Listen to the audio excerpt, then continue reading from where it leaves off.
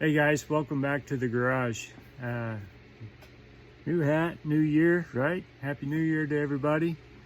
We might have a burning ceremony for this bad boy after a while, but anyway. Back on the Mustang here, the first part of the year, and been working on the fuel level gauge and sending unit, and had some issues there, couldn't get it to read right. And had to educate myself a little bit on how everything works and troubleshooting and all of that type of stuff. I thought I would share that with you guys, and that way if you're working on your Mustang or Falcon or Comet or really any of the older probably pre-87 cars, especially on the Fords, this would help you out quite a bit. I'm going to go through the wiring diagram, kind of show you the circuit, and then we'll go to the car and show you how to test the fuel sender, how the wires work. There's a hidden voltage regulator in there as well. Show you that and talk a little bit about that. So anyway, sit back and let's take a look, and hopefully this video will help you troubleshoot your fuel gauge. Thanks. Okay guys, this is a page out of my manual that I bought for the Mustang. It's the basic starting targeting, got all the gauges on it and everything. Well, here's the circuit we're interested in, is the fuel gauge. And of course the output of the fuel gauge goes back to the sending unit inside the tank. This one's not really correct. There's no ground wire on this particular Mustang. I think some of the Comets or the Mercurys had this ground wire on it. The ground is basically the unit to the tank, and the tank getting its ground from the frame and body. There's a constant voltage unit on the back of the instrument cluster, so the dash. It is supplied with 12 volts constant to this side, and then on the other side it comes out 6 volts, but it's not a steady 6 volts. The voltage that comes out of that unit pulses, and it pulses up to 6 volts every so many seconds. Now, how that does it, I don't know. I can't answer that question. There is a voltage adjustment knob. It doesn't show this on here, but you can adjust the voltage, increase or decrease the voltage on the output of this device. But it comes on for a second or two at 6 volts, and it shuts back off, and comes back on, shuts back off. And you could actually see that on your meter, but if you're using a digital meter, you won't be able to indicate about how much voltage that is. But if you got a test light, you'll see it with the test light as well, and you'll see the test light kind of coming on and shutting off, coming on and shutting off. Anyway, this voltage, constant voltage regulator, which is a misnomer, it's not constant voltage, supplies the 3 gauges: the fuel gauge, the oil pressure gauge, and the temperature gauge. They all are fed from this unit. The other interesting thing I found was that these 3 gauges basically are the same as far as the scale. They're 10 to 73 ohms. 10 being full or high pressure, and 73 being no pressure or temperature, reading cold, or no fuel. 73 ohms is what we're looking for on the fuel gauge. An easy way to check the fuel sending unit would be to hook your meter, have it on ohms, hook your red side of the meter up to the post where your wire goes, and check, ground it on anywhere on this ring right here. And you should read resistance or ohms. Depending on the ohms reading you get will correspond to the level in the tank. If the tank was full, you should read 10 ohms. If the tank was empty, you should be around 70, 75 ohms, somewhere in there. Tank was half full, you'd be in the 20 range. And 3/4 full, you'd be in the 15 range. So this sending unit is not linear, which means that the ohms don't correspond linearly to the output. Okay, so enough babbling. Let me take you over and we'll start looking at some of this stuff on the drawing. So right there, trying to get some pointies here, that's the constant voltage regulator. The wire on the right is the the 12 volts coming in, and then there's 2 wires coming out, and those go to your different circuits. So you can see how they jump to each other. And then here's the fuel gauge here. So that kind of gives you the lay of the land here. Adjust the voltage. So right there's a little screw. I mean, it is little, but it is possible to adjust that. Now, I didn't adjust it. I didn't want to mess with it. This is the original cluster regulator, so I didn't want to mess with it. But I'm being told that it is adjustable. You can just kind of make it out right there. So let me get set up for the next test. Okay, I was going to show you the how to check for voltage, even though I don't have anything that'll read it. So I've got the ignition on, and I'm going to probe it with my test light. Let me get this pointed down here right quick.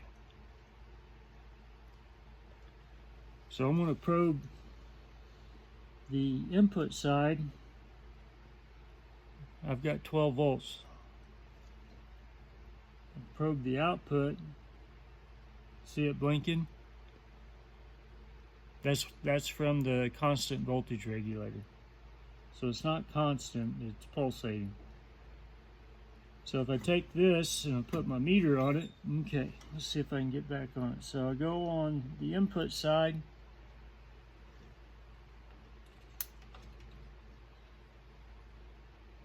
So 11.5 volts. And check the output. The highest it goes is 3, 4. There's a 4. So it's, you know, the fluke hardly picks it up. It's so quick, it's not steady. But if you had a Simpson meter or something like that, you would, it's my understanding you'd be able to see it. Unfortunately, I don't have one. I'm not going to go buy one because it's not very often I need something like that. So anyway, that's kind of some of the troubleshooting I did. Let me put the gauge back in, or the fuel sender back in, and then I'll show you how to troubleshoot that from underneath the car. I had this all out looking at it, but basically this is your fuel sending unit, right? I've got it in the empty position. This is for demonstration purposes. I get it in the tank, and I'll show you how I troubleshoot it. But when it's in the tank, you want to hook your meter up, your positive up to the stud here, and then touch your meter to the base of it, and that's your ground, and that'll give you your resistance on your meter. And then once I get it back in, I'll show you how to do that. But anyway, I've got it hooked up live. I've got the ignition on. We can watch the gauge here. So we're at empty there, and I'll just take it to the full scale. So that should be 10 ohms of resistance, and you can see the gauge coming up now. So I'm about a quarter tank, not quite a quarter tank off on the full side. I think that has something to do with the gauge itself. I'm a little off on my ohms on the gauge. I've read that the Gage should have about 18 ohms of resistance on it built in. I'm reading about 12, and then when I had it out, I bumped the needle, and it's way more below empty now than it was. So I think the problem is in the gauge. Okay, I wanted to show you one more thing on these gauges while I was set up in the car here. So with we got this red wire with a white stripe that goes to the temperature sending unit. So I've got that off of the back of the gauge here. So I've got power, that pulsating power from the voltage regulator coming to one side of the gauge, and want to just check the gauge to make sure the gauge even works, that it goes up and down like it's supposed to. So since we're measuring resistance to ground with either ascending, with a temperature unit or a oil pressure unit or a fuel sending unit, that's all resistance to ground. So you're looking for that 10 to 73 ohms. So 10 being full, 73 being empty. So a down and dirty way to check this would be to hook your jumper, remove your red and white wire off of that post or whatever one it is. And instead of measuring at resistance to ground, we'll just take it to ground and that thing should peg out. So let's, I'm just going to touch this somewhere where I know I've got a ground. I'm going to touch it down here on the floor, and you see it coming up rather quickly. So that's just a good sign that it does work. Now you don't want to leave it there too long. You don't want to do anything to the gauge, but you'll see it come back down. So there's no, when you go to ground like that, there's no resistance, so you don't want to leave it on there too long. So that's empty right there. It's all the way down. Mr. Danzig there may not be able to hear me. I have to mute it. Okay. So there we go. Okay, now the lock ring.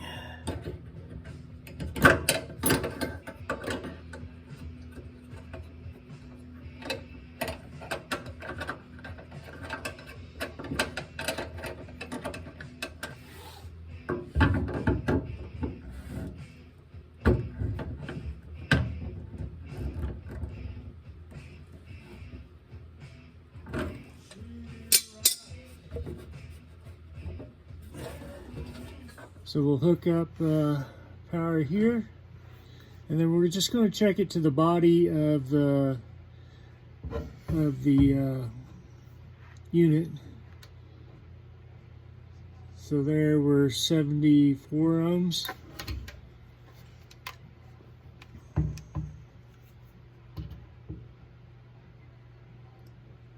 $74, $75 ohms there. You can check it to this ring. Make sure you're still reading. And then you want to take it to a ground away from the tank. So I'm just grounding it here on the muffler. And we're reading about the same. And then I'm going to take it to the somewhere else here and just verify. I'm going to go to the leaf spring. Okay, I'm on the leaf spring now, so I'm 75 ohms. So since this doesn't have a separate ground wire, and you're relying on this connection to make ground to the tank and the tank to ground to the body, once you verify that you're reading, and then you want to take it to a ground away from here. So you just verifying that you are going to ground. I want to hook my wire back up here, and that should be enough there to make connection. And then I'm going to check it from the cab.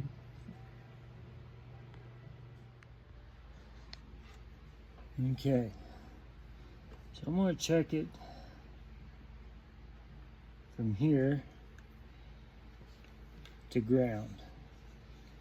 see if I can find me a good ground here somewhere.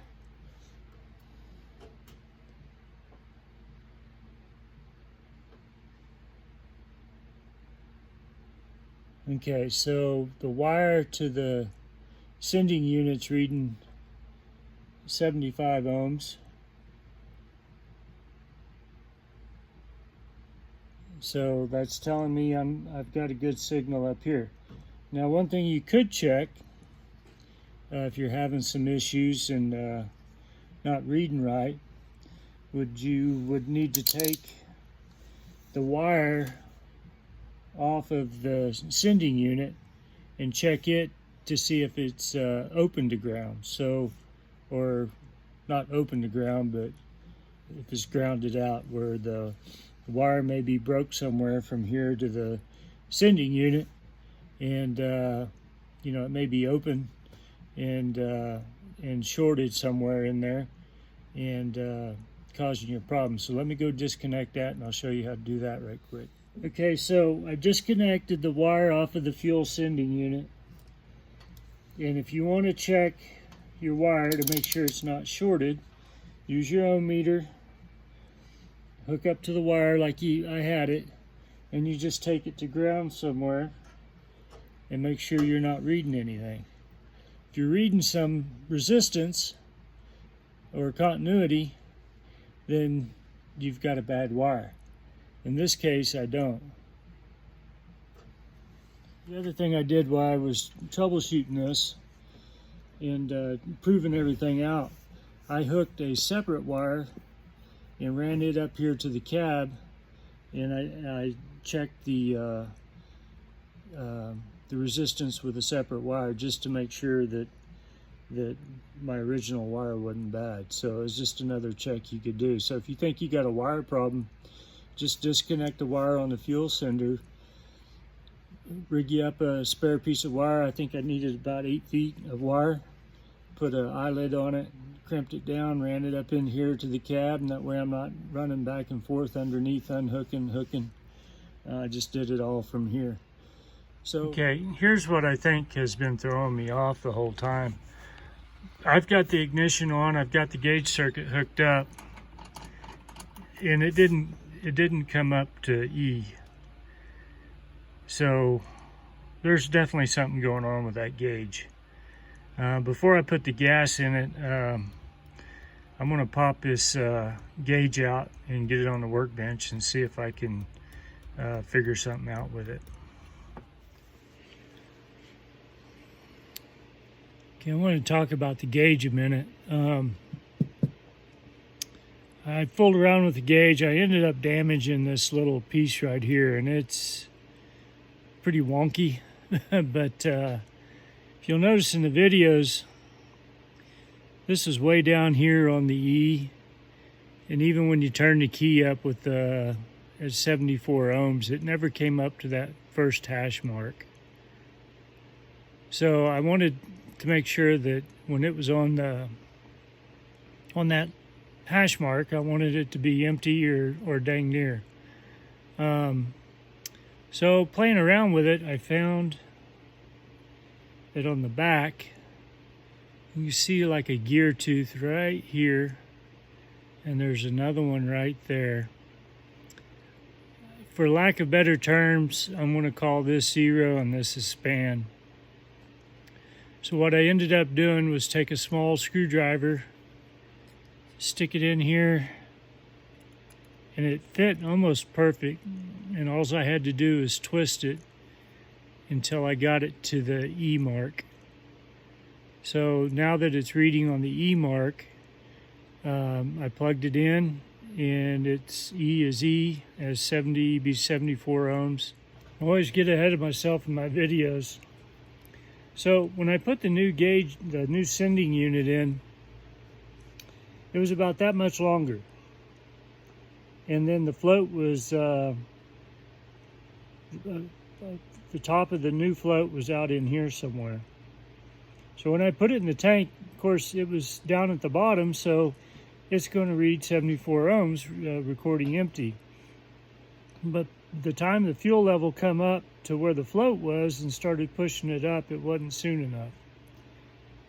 So what I ended up doing on the new sending unit, of course that arm was straight. It didn't have this coil in it. So I came in this area here on this arm and I just bent it down a little bit. And I got it on the same plane as this one the best I could. And I got lucky, I got it on the first try. The other thing I was going to show you on, if you've never really seen the inside of one of these, there we go. So there, this little piece here makes contact with the built-in resistor, the wire resistor. Get it turned around here. No, it's not going to hurt anything. So right there, it rides on that piece, and then that changes the resistance as it rides up and down that. And you can see, hopefully this is coming through on the camera, how varnished up that is. You got some corrosion down here, and then you can see how worn the float is, the float arm where it makes contact. It's pretty worn. So anyway, that's what they look like on the inside if you've never seen inside of one. Okay, moment of truth. Ended up taking that fuel level sender out, bending it down kind of on the same plane as the old one was, and let's get some power to it and see what we got. I've got 4 gallons of gas, so it should be 1/4 of a tank. Ah, yes, that's what I'm talking about. So I guess the next test would get 4 more gallons of gas and see if it comes up to 1/2 a tank, or I'll get 5 gallons and it should be over 1/2, but I'm spot on there. I think I'm going to go ahead and replace this gauge. I took it apart and it's just kind of wonky, but I've got a bid on eBay right now for one, so we'll see what happens. Okay, I poured another 4 gallons in it. Oh, look at there. Perfect. Perfect, perfect, perfect. Okay, this is my new gauge, and when it came in, the arrow was way down here, right almost on the E. So I plugged it in, turned it on, and it only came up to a little less than 1/2 a tank. So I adjusted the 0 on it, and that's the plus sign on this new gauge. You can see the little wheel in there. So I got it up on the E hash mark, and when I turned it on, it was still a little short, just below 1/2. And I know I've got 1/2 a tank because I hadn't run the car since then. And so what I did with the ignition on, the gauge was right in this, just little between 1/4 and 1/2. I took the span, you see the S down there, and I tweaked the span a little bit and got it up to 1/2 a tank. So it's repeating itself pretty good. And let's turn it on.